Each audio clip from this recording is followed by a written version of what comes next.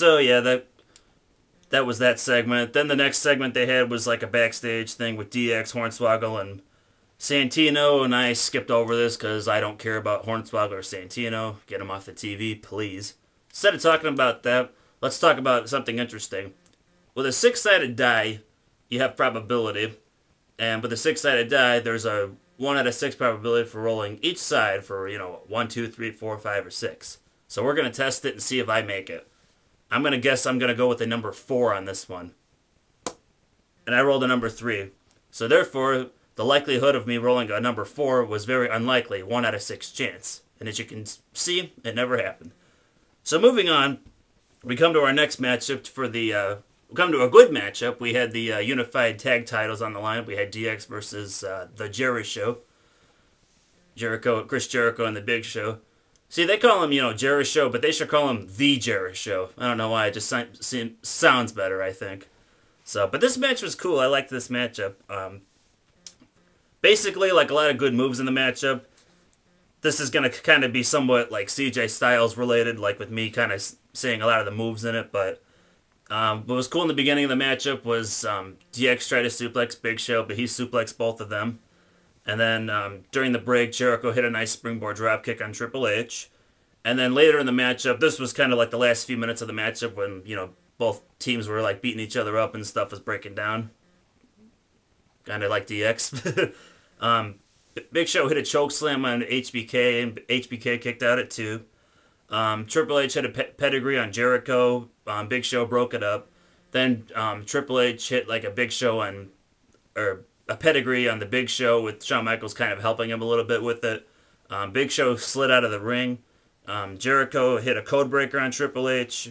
It was a little bit reluctant to get the pin at first, and then Shawn wound up breaking it up. And then Hornswoggle interfered in the matchup again at this point, but then he got kicked in the face by Jericho, which was like the highlight of the night. And then, which I think Chris Jericho used to call himself the highlight of the night or something.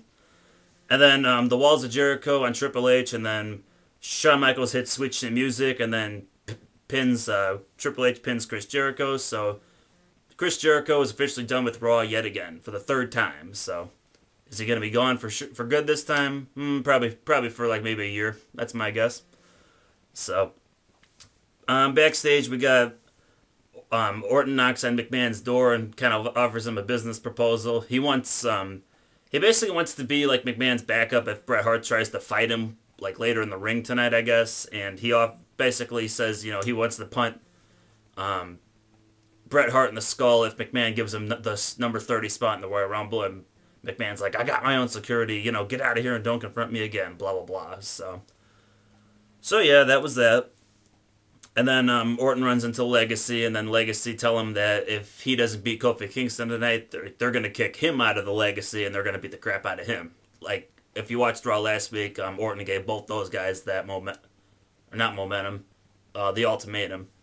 So yeah, that was that, so I'll get to that in a little bit. Next, they show a recap of Cena versus Sheamus from last week, how, like, Sheamus, yanked the ref down and got DQ'd. And then, ironically, Cena wasn't on the show this week, surprisingly. I don't know if he's doing something else or what. He wasn't on the show this week. But anyway, Sheamus comes out and basically, like, cuts a promo saying, I beat John Cena, I want a new opponent, blah, blah, blah. And then Evan Bourne comes out and, like, says that the only reason Sheamus is champion was because, he was given an opportunity, blah, blah, blah. And he said if he had an opportunity, he could beat Sheamus. So Sheamus offers him an opportunity, and then he says if Bourne actually beats him, then at the Royal Rumble he'll defend his title against him. So one brief, chance of excitement, but doesn't happen. They basically have like a little 3-minute matchup here, Sheamus versus Bourne. Bourne hits his shooting star press in like 30 seconds of the matchup. Sheamus kicks out at 2. And then Sheamus hits his pump kick, and then he hits the border toss, or the Sheamus toss, or whatever they're going to call it. I don't know, they'll probably just call it the Celtic toss or something, I don't know. Probably something gay. So Sheamus wins in like a 3-minute matchup. Personally, they should have made this match longer. They should have had Bourne win. That could have been exciting at the Royal Rumble. Or even if they had John Cena versus Sheamus versus Bourne like on a triple threat, that would have been cool too, But, no. So, okay, so the next match we got Kofi Kingston versus Randy Orton. This was a pretty cool matchup, given about 9 minutes. Basically, the match starts off, Kofi's dominating Orton. He, like, hits a running drop kick through the ropes on Orton, and then Orton hits, like, the announcer's table. And then we have a commercial break, and then here's where another one of Cole's famous lines. You know, so-and-so was rolling. Can he keep it up? He always says, you know, so-and-so is rolling. Why doesn't he say, like, you know, Kofi Kingston's on a roll, or Kofi Kingston's on fire? You know, why doesn't he, like, just say something different once in a while? You know, it's always, he's rolling. Can he keep it up? You know, something lame. I don't know. Nobody cares about Michael Cole. Nobody cares about Michael Cole! Nobody cares about Michael Cole! Anyway, coming back from the commercial break, we had, like, a lot of, like, more good moves. During the break, like, Kofi, like, shoved, Orton shoved Kofi off the top rope, like, onto the barricade via, like, Rob Van Dam style. Kofi hit a nice suicide dive through the ropes. He hit a pretty cool crossbody on Orton, you know, for a 2 count. He hit the SOS, which is like that weird, like, I don't even know what it is. It's kind of like a reverse Russian leg sweep, like pin combo or something, when, like, he grabs Orton and Orton's like, for like a 2 count. He got a 2 count on that. And then the finish was, he went for Trouble in Paradise, and Orton blocked it with his arms, and then he hit an RKO on Kofi and got a 3 count. So Orton wins, and thus he's still in Legacy, and he's not going to get the crap kicked out of him tonight. So then we get the last part of the show. McMahon comes out and talks about the whole Montreal thing a little bit, and how he's moved on from it. And while he's talking, Brett comes out and basically, you know, says, like, McMahon says that he wants, you know, Brett to say, I'm sorry, and then Brett's like, well, I've got two words for you, but it's not that, you know, blah, blah, blah. And then basically Brett just says that, you know, he wants closure, and he feels that McMahon wants closure too, and then McMahon says that he does. And basically, like, from here, like, McMahon praises Bret Hart. You know, he says, like, you know, since WrestleMania 2, when he was in that Battle Royal with Andre, he said, like, you know, Bret was the future.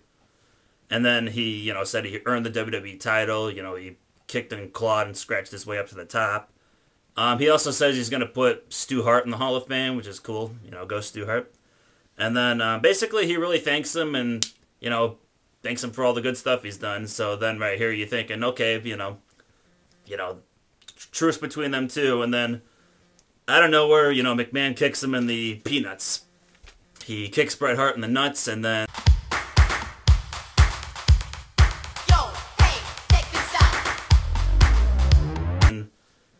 That was pretty much the end of the show. Kicked him in the nuts, and Bret's holding his groin, and then Bret gets up and is kind of looking on, and the show goes off the air. So, I don't know. Overall, this Raw was all right. I mean, like, some of the matches could have been longer, I think, but, you know, for the most part, it was good. I mean, like, you know, for kind of being surprised on what Bret was going to do, you know, that whole thing, that was kind of cool. I actually did have some chills when he came out first, so it was cool to see him. And some of the matches were okay, but, you know, some of the matches should have been longer, like Sheamus versus Bourne. I don't know. I think if the Divas match was longer, it wouldn't have been good. I don't know. So, but yeah, that was the first Raw review of 2010. You guys check out ADTV and check out Cousin Cheeto, and also check out The Block if he makes a video, because we're the Wrestling Revolution, and we're taking over YouTube. So until next time, remember to kick some of the ass and eat raisins. Night, folks.